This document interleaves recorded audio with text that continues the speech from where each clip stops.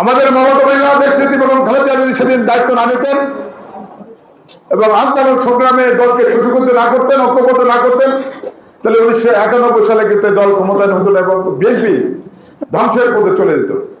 সেই আমি মনে করি আমাদের এই গৃহিণী থেকে প্রধানমন্ত্রী এই দক্ষিণ এশিয়ার বিস্ময়কর নেত্রী লৌহ মানবী সেদিনকে দলকে রক্ষা করেছিলেন এবং গৃহিণী থেকে 1991 সালে যে প্রধানমন্ত্রীর দায়িত্ব নিয়েছিলেন বাংলাদেশের। তারপরের ইতিহাস আপনারা জানেন। তারপরে আবার 96 সালে সেই আপনার বেঈমানি, আমাদের জানেন তো, আমাদের যে 4 দলীয় জোট ছিল, জামাত ইসলাম জানেন তো, আমাদের সাথে বেঈমানি করেছিল। তারপরে আবার 1996 সাল থেকে তার উপর আবার নির্যাতন, দলের উপর নির্যাতন, সব শেষে হলো 11-তে দলের এই বেঈমানরা মান্নান ঘোষ নেতৃত্বে কিন্তু দলের সাথে আবার বেঈমানি করে এই দলকে কিন্তু 1981 সালের পরে যে বিপদে ছিল সেই বিপদের মুখে কিন্তু আবার ফেলে দিয়েছিলেন এই বেঈমানরা। সবচেয়ে বেশি সুবিধাভোগী ছিলেন এই আমাদের প্রায় 115 জন এমপি এই দলের সাথে বেঈমানি করেছিলেন। তারপরে কি দল ধ্বংস হয়ে গিয়েছে?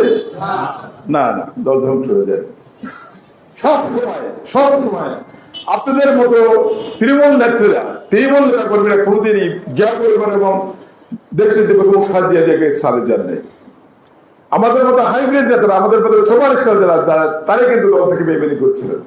সব সময় এই তৃণমূল বিএনপিকে রক্ষা করেছে সব সময়।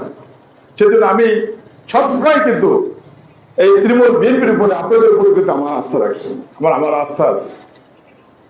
গত 5 তারিখে 5ই আগস্ট ফ্যাসিস্ট শেখ হাসিনার যে পলায়নের দিন, সেই বর্ষপূর্তি উপলক্ষে এই গণেন্দ্র মনে শহীদ গণিত চত্বরে আমরা কিন্তু বিজয় র্যালি করেছিলাম।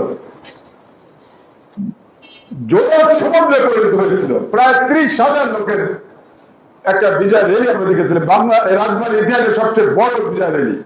এই রেকর্ড কে ভাঙতে পারবে আমার জানা নেই। কবে ভাঙে এটা রেকর্ড? এই রেকর্ড ভাঙার ক্ষমতা কার আছে এই অঞ্চলে আমি জানি না, তবে এটা রেকর্ড ছিল। আমি সেই জন্য 5 তারিখে যারা পরিশ্রম করেছেন, 5 তারিখে বিজয় র্যালিকে যারা সফল করেছিলেন, আমি আনুষ্ঠানিকভাবে ধন্যবাদ দিতে পারিনি। আজকে আমার নেত্রী মমতা বাংলাদেশ নেত্রী বেগম খালেদা জিয়ার যে জন্মবার্ষিকী, 80তম জন্মবার্ষিকী, উনি 81তে পদার্পণ করলেন। এই জন্মবার্ষিকীতে আমি রাজবাড়ী 1 আসনের সমস্ত নেতাকর্মীদের, সাধারণ মানুষকে, ওদের সাধারণ মানুষের যে জন্ম দেখেছে, আমি বিস্ময় হয়ে গিয়েছে যে আমার প্রতি মানুষের এতটা ভালোবাসা আমি তো কিছুই দিতে পারিনি। শুধু দুর্দিনে, দলের দুর্দিনে একাগারের পর থেকে আপনার পাশে থাকার চেষ্টা করেছিলাম। আমার তো তেমন কোনো কন্ট্রিবিউশন নেই, শুধু ইমানটা ঠিক রেখে বুক ভরা সাহস নিয়ে ওই 2 জান্তার বিরুদ্ধে, তৎকালীন যে 2 এমপি ছিলেন তাদের বিরুদ্ধে রুখে দাঁড়িয়েছিলাম। তার জন্য আমার প্রতি আপনি যে ভালোবাসা দেখিয়েছেন এবং প্রমাণ করেছেন, আমি একটু দ্বিধান্বিত ছিলাম যে 17 বছরে আমার কোনো অর্জন আছে কিনা, আমি একটু টেস্ট করে দেখি।